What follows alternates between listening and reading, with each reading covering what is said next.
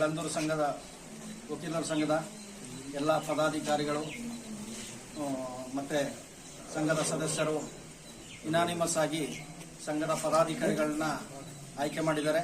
ಅದರಲ್ಲಿ ನನ್ನನ್ನು ಅಧ್ಯಕ್ಷರಾಗಿ ಆಯ್ಕೆ ಮಾಡಿದ್ದಾರೆ. ಎಲ್ಲ ಸದಸ್ಯರುಗಳಿಗೂ ಹಿರಿಯ ವಕೀಲರುಗಳಿಗೂ ತುಂಬ ಹೃತ್ಪೂರ್ವಕವಾದ ಅಭಿನಂದನೆಗಳನ್ನ ಸಲ್ಲಿಸ್ತಾ ಇದ್ದೀನಿ.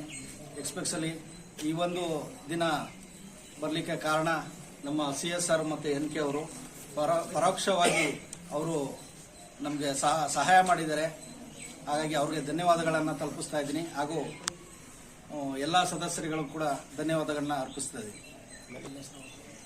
ಈ ನಮ್ಮ ಪದಾಧಿಕಾರಿಗಳನ್ನು ಉಪಯೋಗಿಸಿಕೊಂಡು ಹಾಗೂ ಹಿರಿಯ ವಕೀಲರುಗಳನ್ನು ಮುಂದೆ ನಾವು ಒಳ್ಳೆ ಸಲಹೆ ಸೂಚನೆಗಳನ್ನು ಪಡೆದು ಉತ್ತಮವಾದ ಅಧಿಕಾರವನ್ನು ನಿರ್ವಹಿಸಲಿಕ್ಕೆ ನಾನು ಪ್ರಯತ್ನ ಪಡ್ತಾ ಇದ್ದೀನಿ.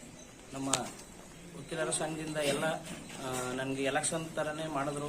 ಅದರಲ್ಲಿ ನನಗೆ ಎಲ್ಲ 4 ಓಟ್ನಲ್ಲಿ ನಾನು ಅಂತರದಿಂದ ಗೆದ್ದಿದ್ದೀನಿ. ನನ್ನ ಎಲ್ಲ ಹಿರಿಯ ವಕೀಲರು ಮತ್ತು ಕಿರಿಯ ವಕೀಲರಿಗೂ ಧನ್ಯವಾದ ತಿಳಿಸ್ತೀನಿ. ನನ್ನ ಸೆಕ್ರೆಟರಿ ಆಯ್ಕೆ ಮಾಡಿದ್ದಾರೆ.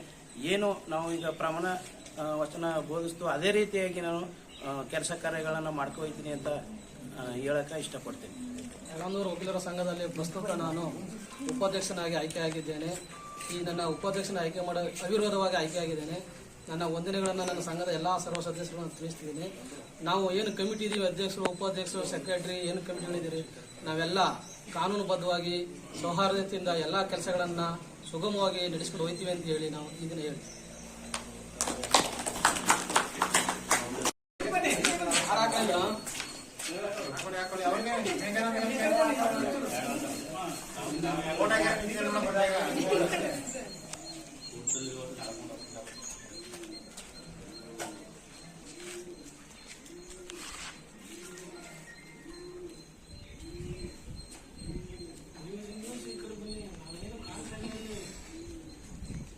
ಇದೇ ನಮ್ಮ ಭಾವಕಾರ ಮಠ ತಗೋಬೋದು. ಇಂತಪ್ಪ ಆಯ್ತು ಮುಂದ್ಕೋಸಿ ಬಾಪ.